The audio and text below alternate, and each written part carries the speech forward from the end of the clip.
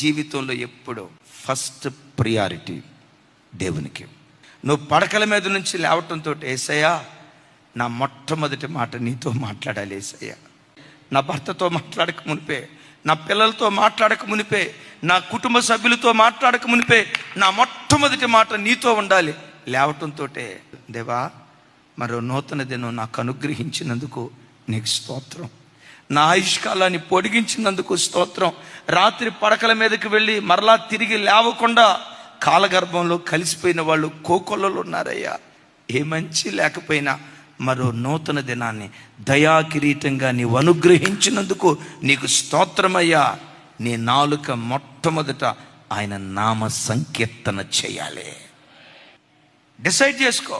దేవుని వాక్యం మొట్టమొదట చూడకుండా సెల్ ఫోన్ చూడను, వాట్సాప్ అసలు ఫోను ముఖం పొర్రపాటును చూడను. నా కళ్ళు మొట్టమొదట నా దేవుని ధర్మశాస్త్రాన్ని వెతకాలి, ఆయన వాక్యాన్ని వెతకాలని మొదటి ప్రాధాన్యత దేవునికి ఇవ్వు. ప్రతి విషయంలో నిన్ను మొదటివాడిగా దేవుడు నిలవబెడతాడు.